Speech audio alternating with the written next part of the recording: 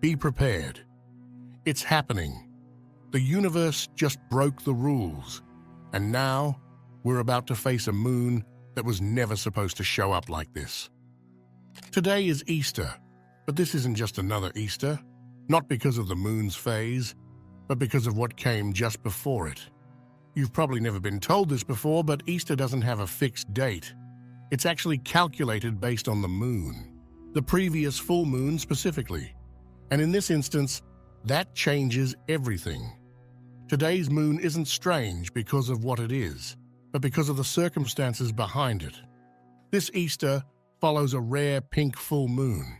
Easter only exists today because of that pink moon. It's not a coincidence, it's cause and effect. The energy didn't end, it carried over, and now it's bleeding into everything. It's concerning how nobody seemed to have noticed this. Once you realize just how much it's affecting today's moon, you'll be completely mind-blown. And speaking of mind-blown, there's a hidden spiritual meaning behind those Easter egg hunts that almost nobody realizes.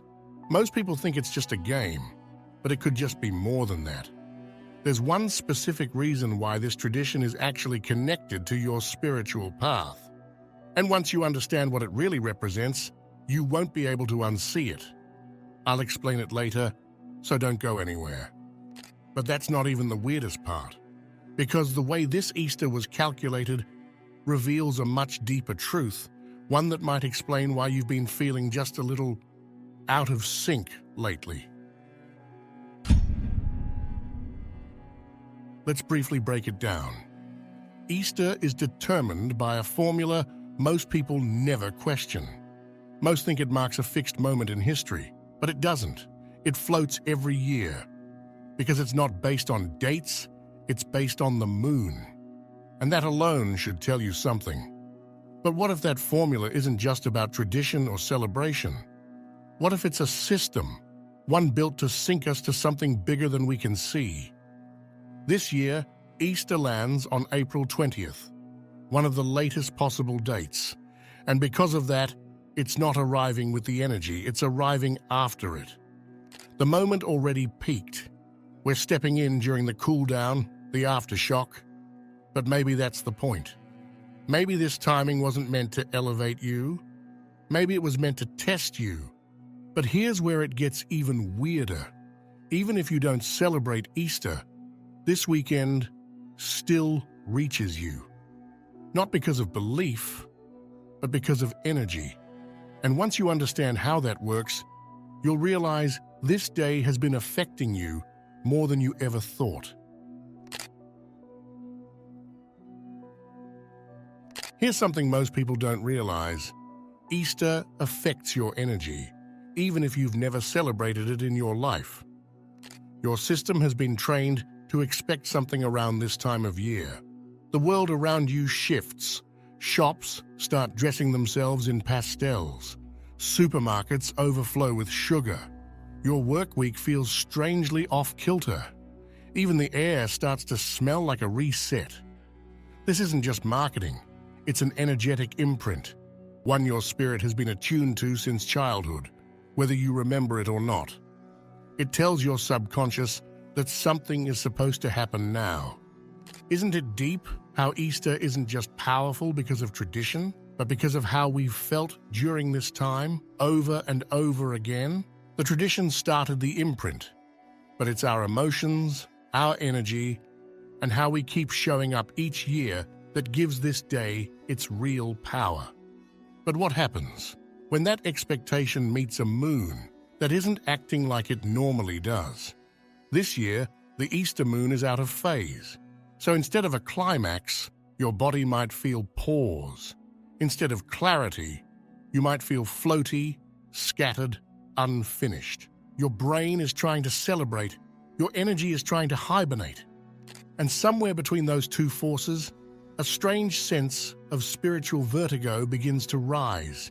It's subtle, but undeniable. In fact, this Easter, you might feel the urge to be alone, to disconnect from the noise, to step back while the world moves forward. And that urge, it's not antisocial, It's lunar. Because the moon isn't pulling you inward to isolate you, it's pulling you inward to recalibrate you. Because the moon this weekend is doing something it rarely does, it's putting on a mask. You're being told this moon is ordinary, nothing to see here. Just another weekend, just another phase. But that's the trick. Because tomorrow's moon, the last quarter, is one of the most overlooked, underrated, and powerful lunar portals there is. And almost no one pays attention to it. It's not pretty like the full moon. It's not dramatic like the new moon. It doesn't demand your gaze. It just sits there, quietly broadcasting. Last quarter moons don't ask for attention. They shift you silently, without your permission. But here's the twist. This last quarter moon doesn't just land on any weekend. It lands on Easter weekend. But more importantly, it creates a strange energetic window, a kind of invisible portal that doesn't open through ceremony or ritual, but through timing. And this portal, it distorts things. Time might feel loose. Memories may feel like dreams. Conversations may echo weirdly. Even your thoughts might loop back on themselves in strange little spirals. Because the moon is doing something deliberate. It's putting on a disguise, cloaking itself in normal energy so that what it's actually broadcasting slips beneath the radar. It's like tuning into a frequency no one else knows exists. The moon's not hiding from you. It's hiding from the noise, so it can speak to those who are really listening. So the question is, have you noticed the signal? Because once you do, it gets louder. We've been taught that resurrection is about a body. And while it is, there's more to it. In a spiritual perspective, it's not just about coming back to life. It's about coming back to purpose. This time of the year has always held the symbolism of rising again. But what if the thing you're meant to resurrect isn't you exactly, but the part of you that knew why you came here in the first place? Because here's the truth. A lot of people aren't tired because they're overworked. They're tired because they're disconnected from their spiritual instruction manual. You had a blueprint, a path, but the world convinced you to chase distractions, titles, numbers, validations. You learned how to keep going, but forgot what you were going toward. And the result? A strange kind of ache that doesn't come from the body, it comes from the soul. But the sense of misalignment lingers. That's what this Easter energy is really pressing on. This isn't a resurrection of the self, it's a resurrection of the contract. The one you signed before you even got here. The one that says, this is what I came to awaken, this is what I came to restore. And the moon knows it. That's why it's not offering full brightness this year. It's offering the chance to strip away what doesn't belong to you anymore. To rise, not as who you were, but as the one you were always meant to be. Resurrection isn't about bouncing back. It's about snapping back into alignment. And the clock is ticking because the most delicate part of this energy is what comes next. If the full moon is a floodlight, the last quarter moon is a scalpel. It doesn't shine wide, it cuts sharp. And tomorrow, April 21st, marks the precise moment when the moon finishes this energetic incision. We tend to think of lunar energy as something that builds, waxes, swells. But the tail end of a moon cycle is different. It's not about momentum, it's about precision. It doesn't expand, it refines. Tomorrow's moon isn't asking you to charge up, it's asking you to cut away. The 21st marks the final day in a 3-day energetic countdown. 3 days of subtle, almost invisible recalibration. But make no mistake, it's not passive. You might feel lighter, almost strangely indifferent to things you used to cling to. You might feel hyper-aware of where your energy goes. You might even feel like certain thoughts, people, or habits are just evaporating. This is the quiet magic of frequency alignment. Not everyone will feel it, but those who do will notice that something has clicked. Not in a loud, dramatic way, but like a lock turning in a door you didn't even know was shut. And for those who don't tune in, who keep moving as if nothing is happening, they'll still be here. But they might find that the road they're on suddenly feels off, mismatched, dimmer. The gateway doesn't close, it replaces you. Because this isn't about punishment, it's about placement. You either align with the signal or you step outside of it. Remember when I said there's a hidden spiritual meaning behind Easter egg hunts? Here it is. Easter doesn't teach you to sit still and wait. It teaches you to seek. It's not just about rebirth, it's about rediscovery. Easter teaches you to look for what's hidden. And the biggest things you'll find aren't chocolate. The tradition of hunting for eggs isn't as innocent as it seems. It's ritual disguised as play. It's an ancient code rebranded for modern eyes, because the hunt is the real message.